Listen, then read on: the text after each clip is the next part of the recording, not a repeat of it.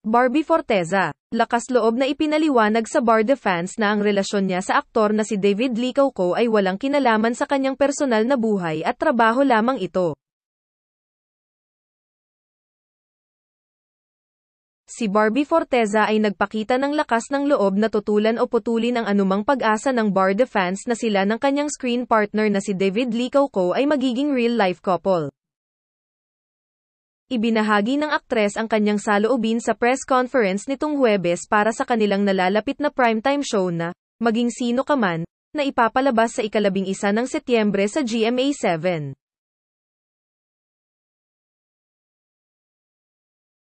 Kung saan siya at si David ay tinanong tungkol sa limitasyon ng kanilang love team.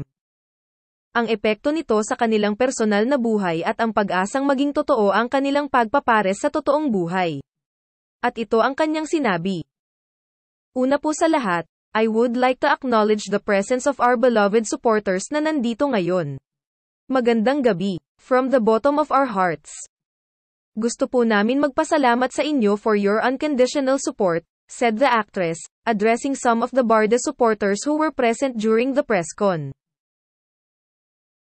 Pagkatapos magpasalamat sa kanilang mga fans, ipinaliwanag ni Barbie kung paano nabuo ang kanilang tandem, na nagsimula nang si David ay nagsimulang maging aktibo sa pakikipag-ugnayan sa kanilang mga fans sa Twitter. Dagdag pa niya, I would also like to share the credit of the success of Barda kay David kasi siya naman po talaga ang nagsimula ng Twitter serye sa Maria Clara at Ibarra. Siya naman talaga nag-initiate ng Twitter serye na yon. Naki-ride lang ako tapos nagustuhan ng mga fans kaya tumaas ang engagements namin sa Twitter. I'd like to share the success, of course, with David dahil grabe din talaga yung hard work and yung dedication niya to make us work. To make this partnership work na parang parehas kaming nagbi-benefit and parehas kaming nag-gain ng friendship sa isa't isa throughout the process of working together, Barbie said.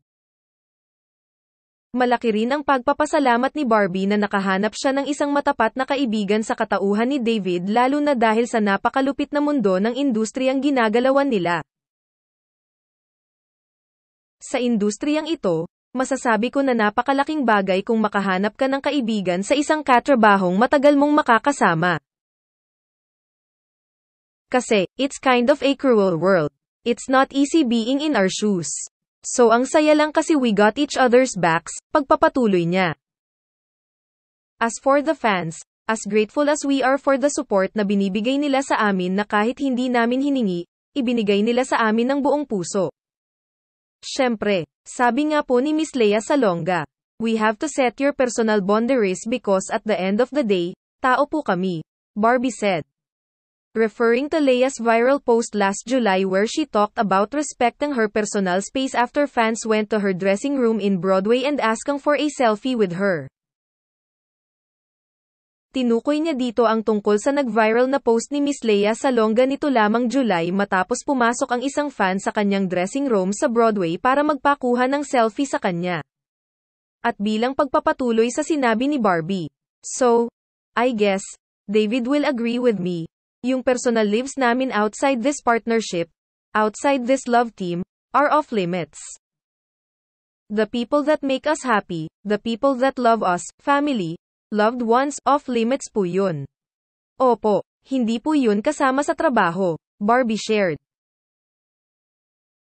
At makailang ulit na ring sinabi ni David na malaki ang respeto niya sa real-life boyfriend ni Barbie na si Jack Roberto.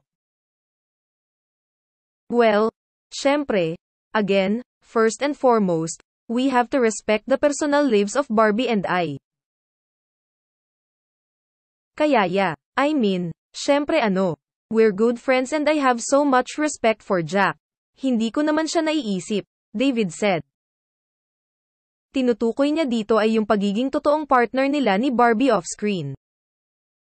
Kaya naman para po sa lahat ng fans, Barda fans at Jack B fans. Naglagay na po ng boundaries at limitasyon si Barbie Forteza para sa mga umaasang magkakatuluyan ang dalawa. Respeto po sana natin ang personal na buhay nila dahil mga tao din po sila. Huwag po sana tayong lumampas sa limitasyon bilang mga fans. tandaan natin na nagkakamali rin sila at nasasaktan.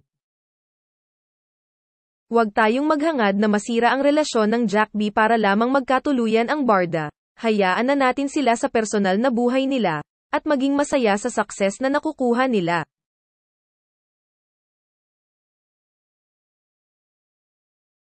Ikaw, anong masasabi mo tungkol dito? Comment down below para ibahagi sa amin ang iyong opinyon. Kung hindi ka pa nakasubscribe sa aking channel, pindutin lamang ang subscribe button sa ibabang bahagi ng video and the notification bell para laging updated sa mga bagong videos. Like and share para marami pa ang makapanood. Maraming salamat at hanggang sa susunod na video.